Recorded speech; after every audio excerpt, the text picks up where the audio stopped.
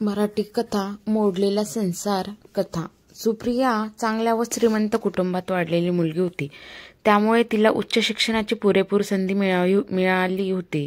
लहान वयात लाडात वाढलेल्या सुप्रियाला दुःख व कष्टाची जराही जाणीव नव्हती, त्यामुळे स्वतंत्र विचारशैली असलेल्या सुप्रियाला अनेक मित्रमैत्रिणींचा सहवास लाभला होता। लहान वयात असलेल्या सवयी मोठ्या झालेल्या असताना देखील तशाच होत्या। सुप्रियाने इलेक्ट्रॉनिक इंजिनिअरिंगची पदवी संपादन केली होती, त्यामुळे तिला वराकडून गर्भ श्रीमंत व उच्च शिक्षित लग्नाची स्थळे येऊ लागली। त्यातील एक अतिश्रीमंत स्थळ तिला लग्नासाठी पसंत झाले। वर मुलगा सिव्हिल इंजिनियर होता।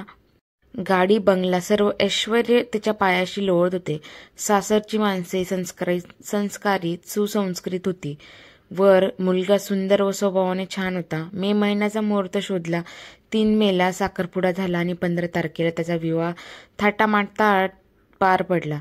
हनीमूनसाठी खास विमानाने गोवा टूरवर गोव्याला पोहोचले। गोव्याचे आलिशान लॉज त्यांनी 10 दिवसासाठी बुक केले होते। त्या ठिकाणी व्हेज नॉनव्हेज दोन्ही प्रकारचे जेवण होते। सुंदर समुद्र किनाऱ्यावर सकाळच्या सूर्यकिरणाचा सुंदर समुद्र की सोनेरी रंगाने शोभून दिसत होता। 10 दिवस खूप मजेत गेले। नंतर परतीचा प्रवास परत विमानाने झाला। मुंबईत असलेल्या आलिशान बंगल्यात त्याचे वास्तव्य होते। तिथे आल्यानंतर ते एकत्र आले। थोड्याच दिवसात तिचा पती रवी एका सरकारी खात्यात नोकरीला लागला। सुप्रियाच्या आनंदाला पारावार उरला नाही। तिचा सुखी चाललेला संसार ती नेहमी मोबाईलवरून आपल्या वडिलांना सांगत होती। अशा प्रकारे दोघांच्या लग्नाला 1 वर्ष पूर्ण झाली होती।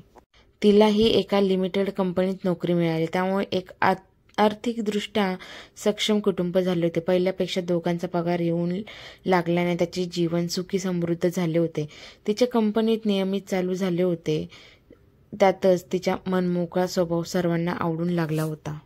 हसणे बोलणे सर्वांना आवडू लागले होते। तिच्या कंपनीत असलेले तिचे वरिष्ठ व्यवस्थापक यांच्यात ती अगदी मनात भरली होती। त्यांनी तिला आपली सहाय्यक म्हणून ठेवले होते, त्यामुळे तिचे नेहमी बॉसकडे जाणे येणे होऊ लागले होते। दोघांचे विचार स्वभाव एकमेकांना आवडत होते, त्यातूनच नकळत त्यांची मैत्री जडली। दररोज एकमेकांना भेटल्याशिवाय त्यांना चैन पडत नव्हती। मैत्रीचे रूपांतर प्रेमात झाले। तिला आपल्या घरातील सहवास नकोसा वाटू लागला होता। तिला नवरा म्हणजे नकोसे असलेली व्यक्ती वाटू लागली।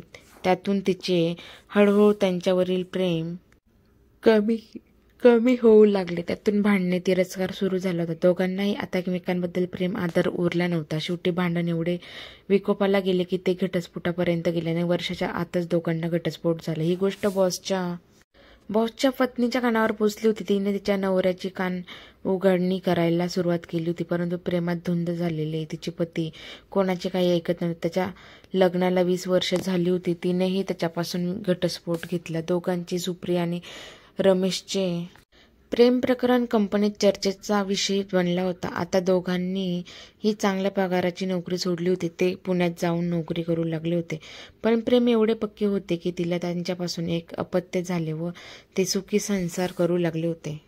त्यांच्या दोघांमुळे रमेशची पत्नी दुःखी झाली होती। रवीचा संसार अर्धातच मोडला होता।